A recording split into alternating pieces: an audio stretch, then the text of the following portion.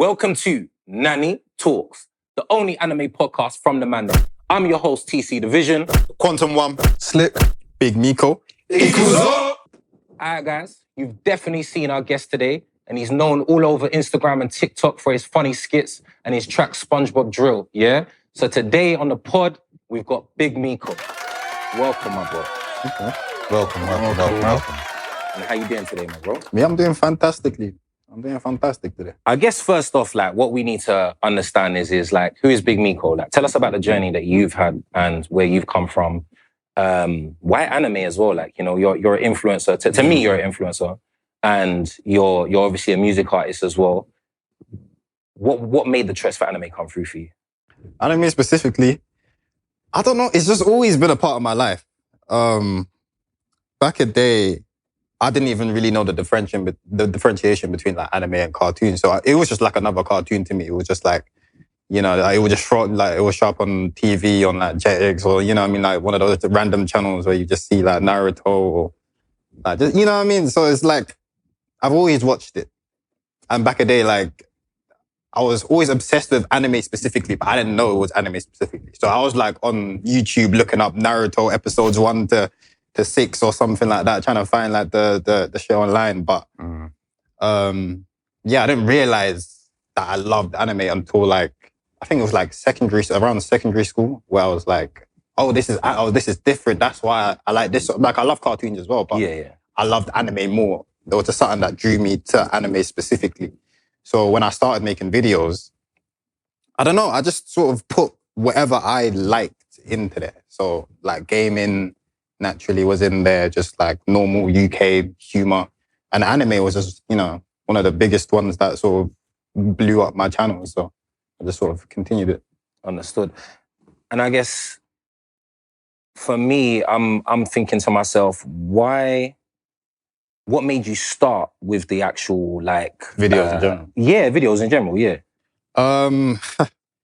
So when I was leaving school, I was kind of baffed at what I wanted to do, because like I was always good at like sports and I was like fairly academic, but I didn't really know what it is that I wanted to do specifically. What was your sport, if you don't mind me asking? Football. Okay. Yeah, that's the main one, but like I liked any sport really. Yeah. But yeah, so I ended up doing acting in like A-levels, drama specifically. So I was like, you know what, I might as well do something to do with that, like for my career or something, because that was probably the thing that I found the most fun, probably most attainable as well. So I went to uni for acting, but I graduated during COVID. So we didn't really get like the last year of our course, basically. Well, we was doing it on like Zoom, but no one cares about Zoom. Like, didn't really feel like it was complete. And obviously, when you graduate during COVID, no one's taking any new people. There's no like agents looking for like new people to hire. They couldn't even really film anything because no one was allowed to be next to each other. So I was like, what can I do then? In the meantime, like while I'm waiting, I just decided to start making videos. I had like literally one idea popped in my head. It was the first ever video I made. It was like, if roadmen had African parents, like how stupid they would look when they come back home. And I just had that idea randomly. I was like, oh, I should make that into a video and just post it. And I ended up just posting it on my IG. My IG was private. I didn't have a TikTok. I didn't have nothing. So I posted it on there and I got like a decent viewership from, I was like, oh, okay. So when I post another one, and then I just kept going with it on IG, with my private IG. And people were like, why don't you just like make this public? Like, let people see this. And yeah, that's what I did. Snowballed from there. Yeah. And at that time, what was the anime for you at that time? At that time? I mean, I say at that time, but it's just the anime for me in general. It's just Naruto. Okay. Yeah. And what about it? It was, I actually couldn't even really tell you specifically. There's just something about the world of Naruto. Like I think it's the ninjas. And I always love things with powers. Powers is like my favorite thing. So like the ninjas, the fact that they all have powers. Yeah. I love a training arc. So like the underdog story. Yeah, I love a training arc. So that started me off with Naruto, and yeah. Don't you think it's a bit of a shame though with the training arcs? Because I'm the same with the training arc. But don't you feel like they never focus enough energy and time on the training arc? Demon Slayer really solidified that for me because the training art just didn't feel like it had That's enough right. for me there. That's right. Yeah. Right, it's like you wanted to see them train. Like you wanted to train with and it's them. just so sporadic. He's like, oh, he's over there, now he's over here chilling in the it's yard. true, man. I think they should have kind of stayed on, you know, like Demon Slayer when they did the cutting the boulder. I think that was a bit more just training, and I like that, man. So they should have carried on a bit more with that. Even One Piece after when they all split up, and you kind of get to see like little bits of everybody doing All their of them. thing, but you Zoro kind of with wanted to Mihawk, see fully flesh it out. Right. Yeah. No, that's cool, man. So what's been your most maddest sort of comment in your comment section in terms of even like people responding to your type of comedy? Maddest. I don't know. You know what? Like over the years, I got so many like funny ones that I wish I remember. I should like stockpile them. One of them made me laugh recently though. Someone was like, bro, if you ever stop making videos, I'm going to delete my phone. Man's like, it's stuff like that. That's a good comment. That's when I see yeah. stuff like that, I'm like, I'm in the right place. Yeah. Definitely. Do you tend to find as well like that you have more positive than negative, or? When I first started out, like, I almost stopped making videos. It was just like, well, it wasn't like overwhelmingly negative, but it was like, there were so many negative ones. It was like, maybe like 60% positive, 40% negative. I was just like, oh, damn, this shit hurt. But like, now that I'm in like a good place, I feel like it's almost like 100% positive. Like, Really? So what would you say 100%. to those in that situation? They're just starting out and all they're getting is just, the vast majority of it is negative comments. What would you say? What Just would be keep your going, advice? man. Yeah. Like, what I found is that it took me a while to find my footing. So, like, I still find, like, some of them are still kind of funny to me, but, like, the older videos I was making, they weren't all that. So, like, now I look back and I'm like, I kind of see where they were coming from to a degree. So just keep doing what you're doing. Just keep trying to improve, keep pushing content out there. Eventually, you will find what it is that you want to keep doing. Yeah. Then Just you'll get... don't give up. Yeah. Exactly. Yeah. Exactly. So would you say, if you had to refer to your journey as an anime, what type of arc would you be on right now? The arc. Yeah, like, you know, there's Thriller Bark, there's Imperial Down and Miriam Ford. Same it's time, crazy because I don't understand anything you're saying to me right now.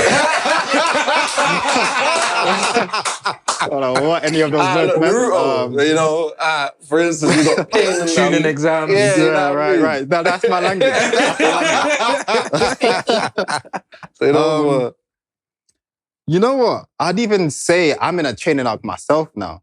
I'm still learning how to produce music, mix and master. This is like my second podcast that I've ever been on. So this is like new territory. I'm in the middle of filming like my first like lead role in like a film / tell us more feature about film. that as well, man. Yeah, like so a director hit me up a while ago, like how long ago was it? Like 2023 or something like that. And he's just like, oh, I got this idea. Like I've seen your videos around, and I think you'll be good for this role. So he sent me the script. I was like, oh yeah, it's kind of cool. So we started working on it. I realized he's got like a proper like setup, like the proper camera. He had a DOP, everything. I was thinking it was just like a little skit, sort of digga kind of like random, like a small one. But like he's got like a proper solid setup. So I was really excited to try that out. And so now we've changed the format of this so many times. It started as like a web series and then it went to like a feature film, then back to a web series. I actually don't even really know what it is now. I think it's supposed to be a movie.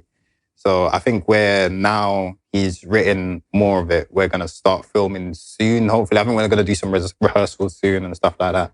And this is what we've seen on your Instagram. Yeah. So this is Roadman. A lot of it is probably going to be re-recorded. Okay. Just because some of it has been changed, but yeah, that is. I'm not gonna lie. That first like is it right to call it a trailer? Yeah. That first trailer was dope. I wasn't expecting it, so when I saw it, I was like, oh, this is looking good, man. This is looking good. And from the sounds of it, you're basically playing yourself, right? Well, like my main character, I'd say. Like, right. Yeah. Right. So you're playing Big Miko. Yeah. I think it's safe to say you're starting Shippuden then. Now, that's basically, you know what I mean? Yeah. This is like the Shippuden. Yeah. What I've seen from you as well is that you're consistent, and obviously to go through, as you said, you was thinking about quitting. Like, to go through all of that, is there a sense of resilience that you've learned from anime? That 100%. potentially has allowed you to keep going on this journey and keep striving forward. Yeah, 100%.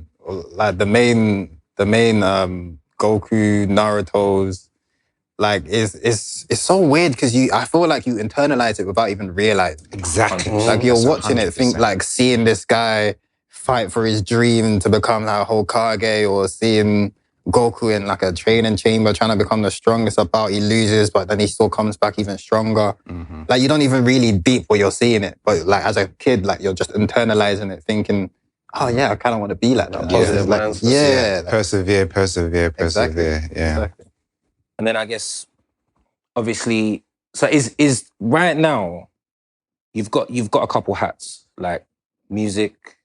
You've got the movie stuff going. I know, and you're basically fusing those within the music, within the movie stuff. Mm-hmm. You've obviously doing the influencer stuff. Where do you see yourself going in the next 3, 5, or 10 years? Well, the ideal goal would be acting. That would be like the main one. That would be the main career choice. But also, I think recently I've started to focus a lot more on my music. Because before it was just sort of, like I didn't even really want to make a Spotify or anything like that to drop my music on. Yeah, but because I noticed that. Yeah, like as I saw, like as I released the more of the tracks, or just like as I was dropping them more on my channel, on my pages and stuff, people were just like, oh, I need this on Spotify, I need this, blah, blah, blah. So I was like, well, I'd be stupid at this point if I didn't, you know what I mean? Yeah. So now I'm like focusing on it properly. That's like I was saying, I'm doing the course. I'm learning how to actually mix and master properly. And just try and get better at literally like everything that I'm doing currently. And you sound like you're quite self-sufficient, right? Like you sound like you want to be within your own space. Yeah. Doing your own thing. I mean, at the level that you've got now, I feel like your resources, you'd be inundated with resources. Mm.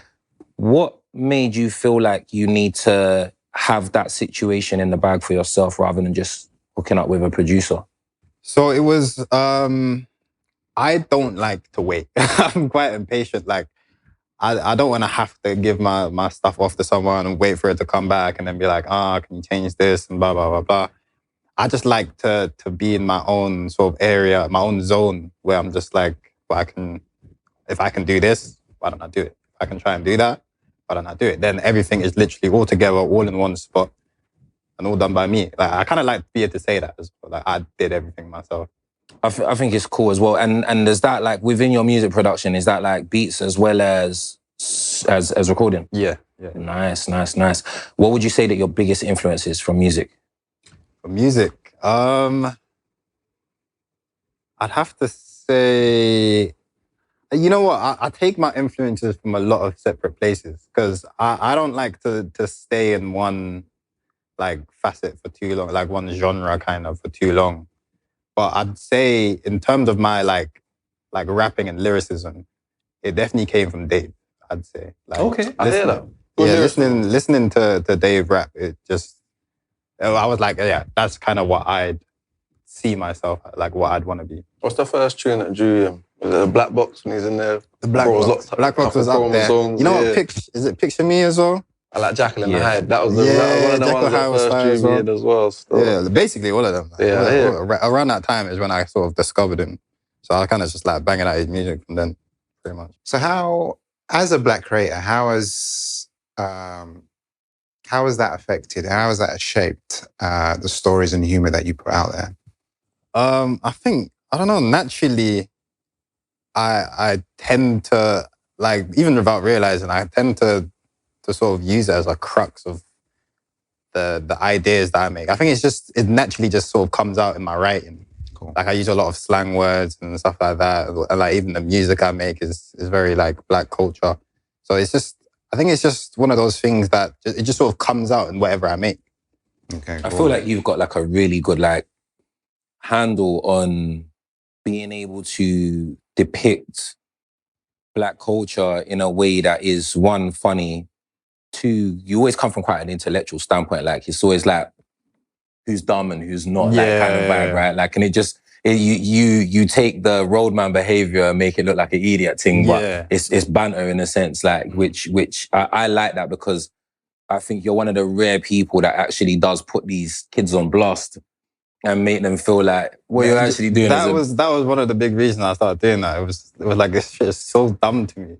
Yeah. So when I try and like depict it, I'm like, you know what I mean? Just show them the inside, exactly, like, what you look like. Put a magnifying glass to it. Yeah. Kind of thing. Yeah. No, that's awesome. That's awesome.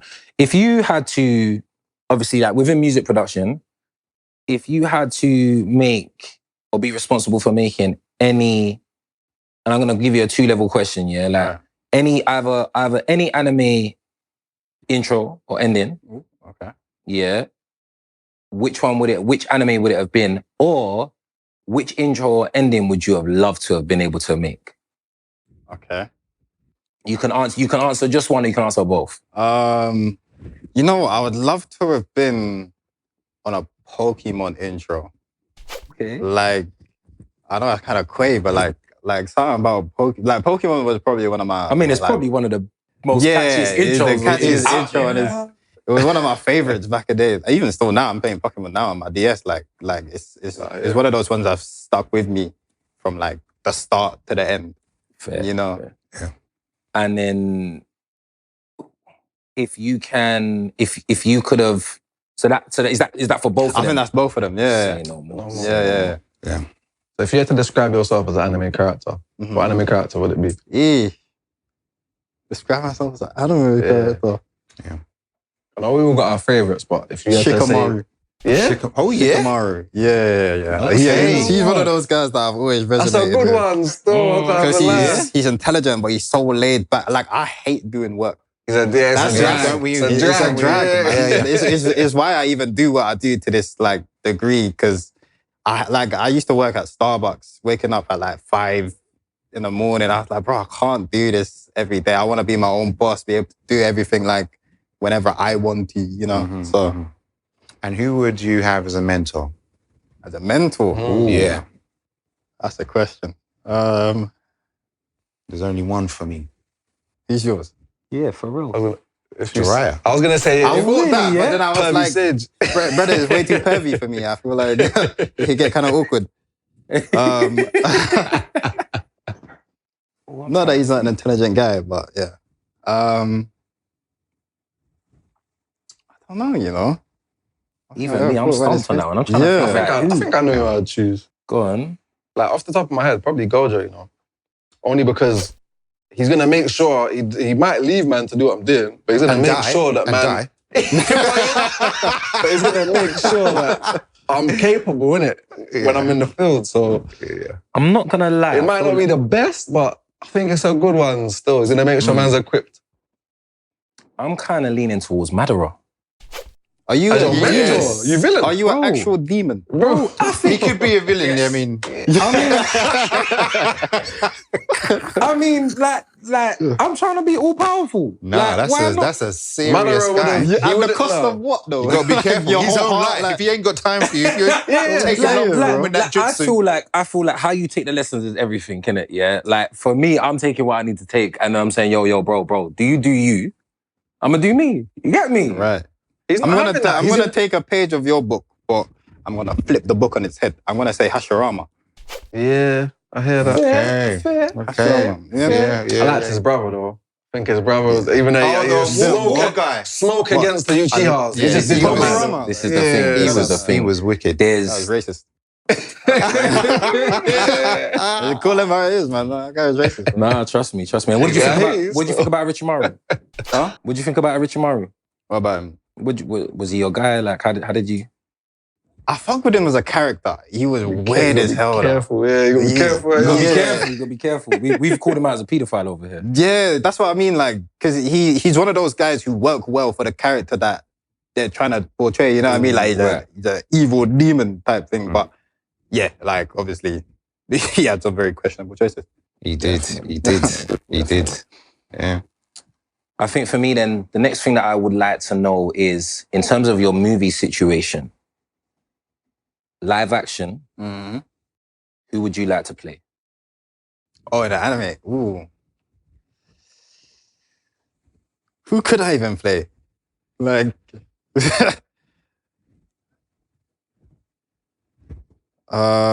you know what? I mean, I've been watching it recently, and I feel like his character is so cool to me. You know, Have you seen Gachi Yakuta? Yes. Yeah. The brother with dreads. Not even the boss. The poison brother. The poison brother. Name, man? I got his name. I forgot his name as well. Yeah. We're gonna have to just fry him up. We're gonna have to fry him up. But that brother, I don't know. And the way that the voice actor was, he's got so much range. Like he's got the sort of. I mean, he's kind of crazy at all points, but then he goes like sort of crazy when he's like. That's his name. I feel like it's Kaba. Around that. If it's wrong again, it's up. Let's say yes for now. Yeah. But yeah, like he's just got so much. I feel like there's so much to his character. I mean, I've only seen 10 episodes, but I'm sure that he's gonna come back and still do his crazy stuff. So I can't mess with him. Plus, he's got dreads. So. True. I think you could. I mean, you're fitting the description. Yeah, so. absolutely.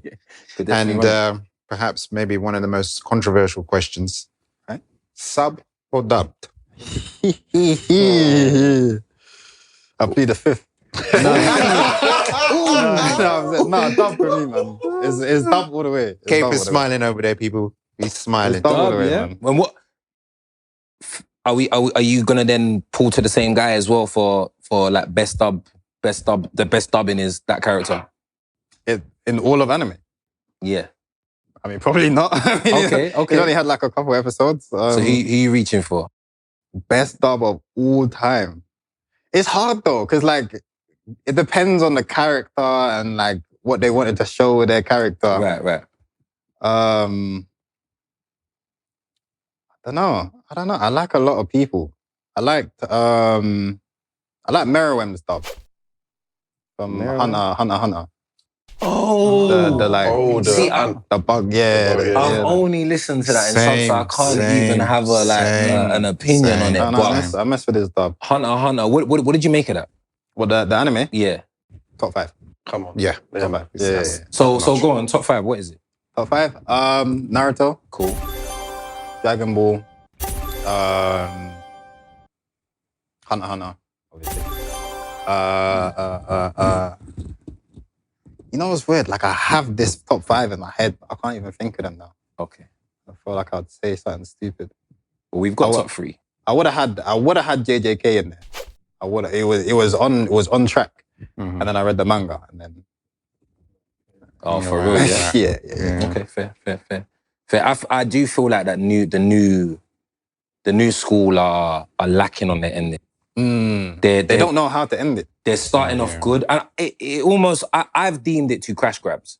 Like it feels like we're rushing to get to the end in order to move on to different and bigger. That's what I felt like with Attack on Titan. I felt like they dragged the hell out of that. And so when you say dragged, obviously, but because I get what you're saying in terms of splitting up the seasons, making everyone wait for so long. Yes. But if you had it without that length, how would you have thought about the whole thing as a whole? Like story-wise, like do you think they still delivered story-wise, or do you think they lacked the whole thing, like including the ending, or like including the ending?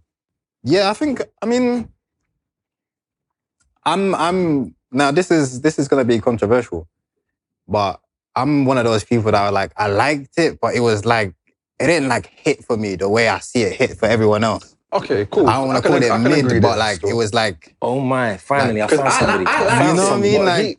It was in that kind of area. Ending specifically of the whole thing. Like Attack on Titan from season 3 onwards, right? Yeah, kind of. Yeah, just like that. Man, I can understand the end. Yeah, I can understand. Tell man, like the reality of it was, is that it came to a point where Attack on Titan was sick. In the beginning, it was storyline was sick, and then it started getting to the point where now we got to find out why everything's happening. Yeah. Then it just felt like it was like. It lost me a bit there. All over the place. Like, and for me, it just needed to be a bit more clearer. It just needed to be a bit more clearer. I understand. And I feel like the time skip, when they came back, it was just like everything was all over the gaff and you trying to make sense of it all. I was just like, there was, in terms of storytelling. I can agree there with the time skip. It wasn't the best. When they're in that dark room. Yeah. What's going on? Like, Let me interject quickly. So, what I can say is it was all over the place because of the fact that Eren had predicted all of this stuff. So what you were seeing from season 3 onwards, from the time skip onwards, when you, was it like the second to last episode or that last season, you start seeing Eren in places where he has created the situation that was happening. Yeah. Do you see what I mean? So I understand the all over the place stuff, but there was a reason for it towards the end. So I don't know if you guys kind of switched off by then and you're just watching it all up in the end, Kill Bill style, but just didn't really. I legit think it is just a time thing, time frame. It's like I don't know. I've referred it to Lost before. If you miss an episode or it's taken too long, you're lost in terms of what's going on. So it's like where they've taken so long to reintroduce the season back out, I just feel like we've forgotten about what's going on. Some people don't care no more. And it's that's what that's definitely a factor. I personally just didn't like the result. I didn't like the way Eren turned. Like, I just didn't understand. I didn't buy it. What, him being a savage? Yeah, him being the the ultimate villain. From the beginning, like all of that. It was just like, bro, like you was soft. Like, he was getting his ass handed to him. The reason why I got it though is because you're literally watching people that you love around you die constantly, and the whole thing is you want to protect the people you love to the point where you're like, well, I never knew the rest of the world outside these walls, so fuck them. Yeah, so you go from this like hating everybody dying around you, just like hating the Titans and want to eliminate the Titans, becoming the ultimate Titan and destroying the whole human race. Yeah, because you realise that, hold on a minute, before you don't know the information, you're thinking, okay, the Titans are the enemies. And you realise, wait a minute, Titans are what's protecting what I love. So now it's, well, I've been sold something that I never knew about, and now I need to get with what protects the people around me. So that's why I get what you're saying, but I think it does make sense where it's like, you know what, I only care about the people that I've grown up with. I know that around me, within these walls, anybody outside, they don't like us. You know what I mean? Like, so fuck them. That's what they're saying. Forget them. Yeah, I'm still not sold. I think with Attack on Titan, because of the way I hear everybody talking about it, I'm gonna give it another try. That's what I said I was gonna. I'm gonna give it another try. I just need to be in the right headspace to start that all again because it's. Watch. And now that I've got it all there, I can probably just binge it and be like, I get it, but we'll see. And I think a question that I have for you, Miko, is in a space where you're doing it, all the stuff that you're doing, kids are out there watching you. What message do you have, or do you think is like the biggest key for kids coming up now that are trying to start a TikTok, start Instagram, into anime, or like want to do movies or anything like that? Like, what message do you have for them? What's the biggest key? I mean, it's gonna sound kind of, obvious, but I mean, you were touching on it before. It's consistency. That's the only thing that people really. I mean, like, yeah, you can have talent, you can have all of that, but the thing that people look for when they want to work with you, or even just when they want to follow someone on Instagram, is consistency. If you keep making them laugh with a similar style or similar content, or even if you want to switch everything up, like, as long as you're staying consistent in authenticity, staying consistent in like what it is that you want to portray, all your ideas. If you're trying to be funny, do that. If you're trying to be educational, as long as you're staying consistent, you will see the results. So are you saying that when you're doing your situation, stick to that one thing? Not even, just like keep doing it. Like keep doing whatever it is that you want to do, essentially. And then obviously you said that like what was it, correct me if I'm wrong, I might be paraphrasing, but you said you're lazy. Or you can't be asked to do work. Yeah. That's paraphrase. That was sorry. All right. In a way, yeah. I know. When I was saying, did he say lazy? I was like, but yeah, nah. So you find the whole work situation like long in a sense, yeah. So do you feel the same about what you're currently doing, or like say like you got to get up and do a video? Mm-hmm. Is that long for you? It at the point that I'm at, sometimes it can feel like a chore, yeah. The kids nowadays, the motivation just ain't there for most of them. Dips, yeah. So how do you work on that dip where it's like, because I think as well, it's, you get ups and downs in life, right? So when you're up, it's easy. Yeah. When you're down now and you've had a bit of lack of excitement for a little while, whatever, like the comments ain't going well, whatever. How do you then decide to get up and make that movie? So Not movie, that skit. I've actually had that situation happen exactly. Like, there was a time, I don't know what it was specifically, whether I got shadow banned or what it was, but like my views just sort of dropped like drastically, and I was like, oh, okay, so I've fallen off. Like, this is the end of Big Miko. Like, it was an all or nothing thing. I was like, oh, okay, all right. So no one finds me funny anymore, and I'm trash. But but no, it was like I just needed to sort of kick myself in the behind a little bit and just be like, look, like, if I was making videos back then when I first started out and people were watching that and saying it's good, there's literally nothing that could have changed from then to now where I've gotten worse. You know what I mean? Like, there's no way I could have fallen off in that time frame. You've just got to, I think it's a mental thing where you got to tell yourself, look, you deserve to be in this position that you want to be in. Like, you deserve to be there regardless of your talent or where you started from. Like, you deserve to be there. So just keep, literally just keep going. Would you say that is like imposter syndrome, or? It can be. It can sometimes feel like why? I felt that sometimes, like, why does everyone follow me? You know what I mean? Like, I can't be that funny kind of thing. But I mean, I feel like the more you hear it, the more you I think is a self-confidence thing where you've got to be like, I'm funny. Like, I am funny. I am good at this, or, you know, I can do that. The way you just got to, like, you know, as long as you're staying true to yourself and just being honest with who you are, I think the rest of it comes naturally. Form that belief. Exactly. Yeah. Mm-hmm. And would you say that you're like would you say you're an outgoing person, or like? Not at all, you know. I'm very introverted. So then, how do you, like, obviously you're having to like come outside today, like you've come and met us, like, you know, how does that work for you on a day-to-day basis? Because I know this is like a struggle for a lot of people out there, you know? So, and I'm seeing you today, and I used to work in a gym that was like quite heavily influencer based.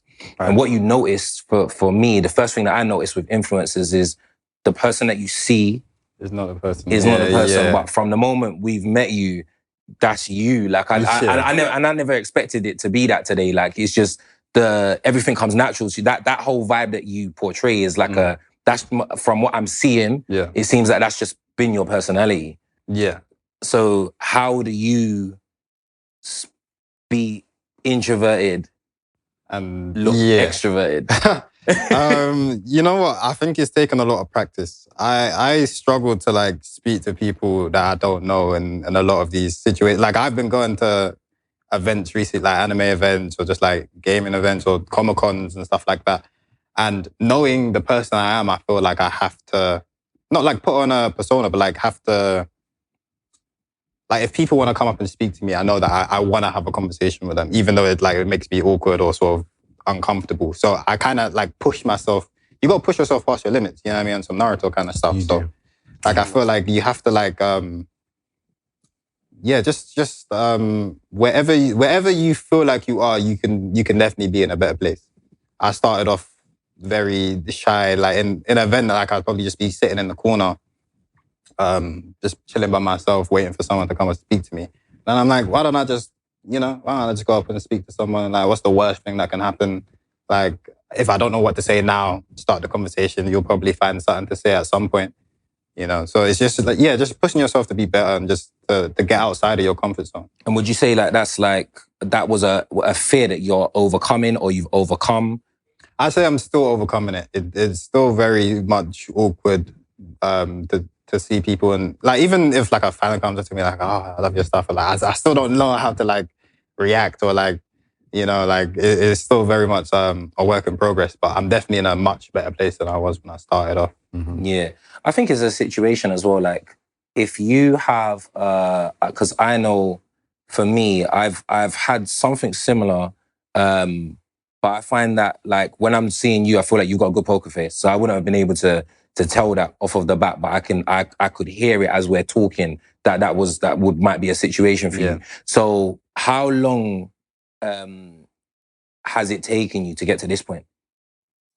You know what? I'd say, because even back in like primary, secondary school, I was always like this. But up until, I think, maybe like 2023, I think it was when I started forcing myself to get into these situations. I think that's when it started getting better.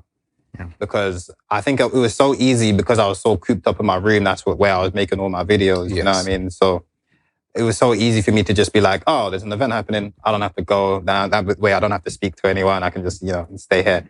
Then I sort of getting to the point where I was like, well, now I'm kind of missing out on all of these stuff that could be good. I'm missing out on all these people that, that I could enjoy their company or, could even further my position, And like I was hindering myself by being this sort of shy person. So like putting myself into these positions, maybe it's taken like a year or two to sort of get to the level that I've gotten to, but it's a very gradual process.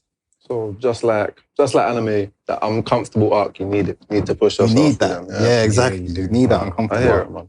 I think it's good as well because essentially what I'm hearing is that you've got a good internal dialogue and you're able to discern when something's wrong and decide on what you need to fix it. And I think that for the youth out there as well, like I think them sitting here and them listening and understanding what you've gone through, I think it's a major like insight because I know there's a ton of youth sitting there thinking to themselves like, and I think more so with the generation after you, they're more that way inclined because they're in their phones constantly. Yeah, they're less socially active. Like I remember I went to a motive the other day and it was like everybody was in their phones. Like we're all there, like, and everybody's just in their phones. And it's like, it's so antisocial that you kind of think to yourself, why don't we just all put the phones down for a second and just find out a conversation? Yeah. If you don't use it, you lose it, man. That's what's happening. That's literally what it is. And that is what it is as well. And it is a skill, right? You got to practice it constantly. Yeah, you've literally got to put yourself in those situations. You can't just sit on the outside feeling uncomfortable, thinking you're going to get better at being in those situations. It's practice makes perfect. Yeah. A lot of people look as well. I think nowadays there's so much.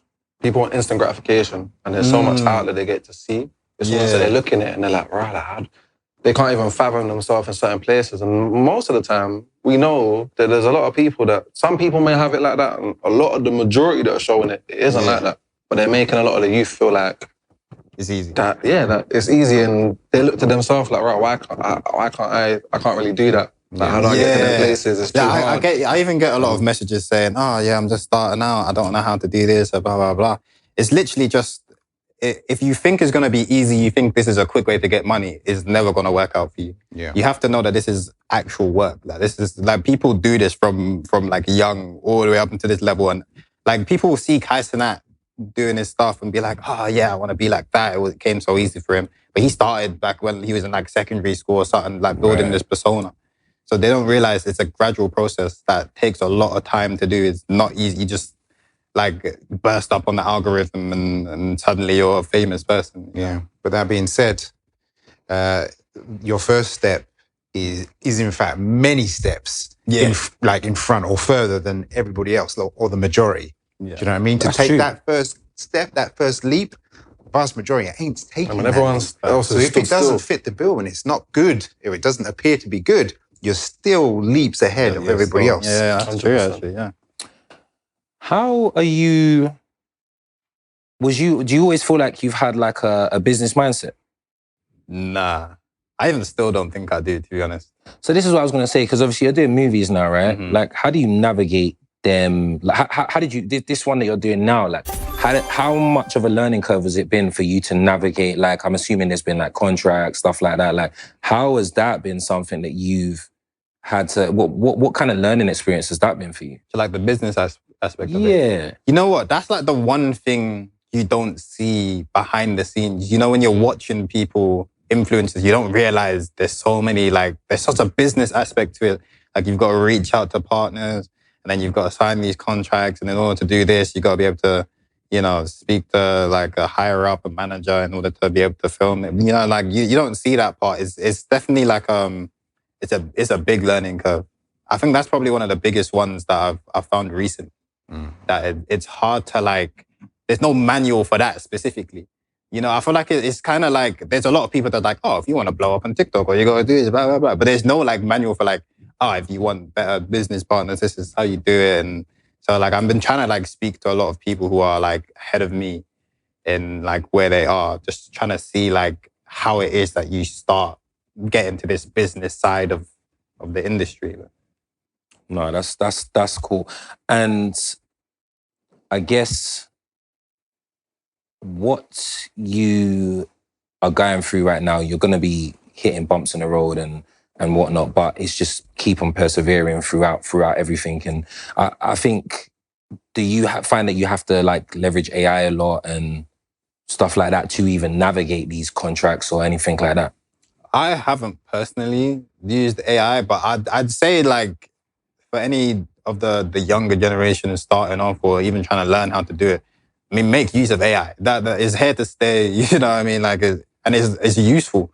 Like I've been seeing that recently. A lot of the like pictures I do for Spotify and stuff, they were like AI, and it's become to this point where it's like it's scary because it's like you don't want to like take people's jobs away, but if it's there and it's readily available, it's free. It's like, why would you not make use of that? You know. What's an anime opinion that you have that you think would start a heated debate? Heated debate. Yeah. I feel like he's got this for days. This is why I asked the question. He's got this for days. I feel like he's got one. Saitama washes Goku in a fight. You know what, man? Saitama I've said washes this Goku before, in a fight. I don't get me watch, wrong. bro. It's disrespectful, but in terms of anime powers, technically, bro, he's one punch. I'm saying, bro. He's a gag Take character, bro. Goku out in one punch and live up to that name. That would be insane. Parodies can't fight real characters. That's Exactly. my only thing. But the That thing is, right, literally is whenever I say that, I'm like, he's a gag character. Like, of course he's gonna win. People are like, no, because Goku is there, and then Goku, and then he transforms, and then Goku. I'm like, brother, it's That's the whole point, isn't it? Yeah. He's not meant to win, but he's gonna win. Isn't exactly. if we're saying based on the gag that he's that overpowered that he can win, then I'll take it. But I'll close my eyes. You disagree, don't you?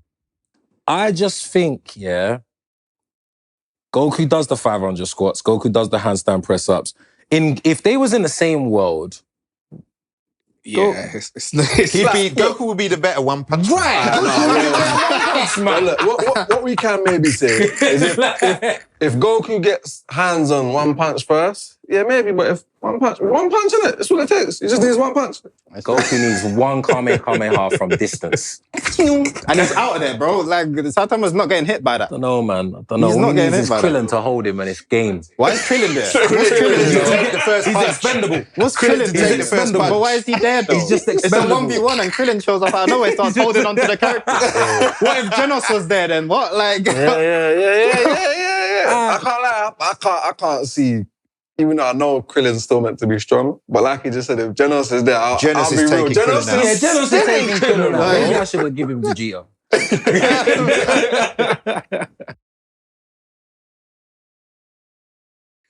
L.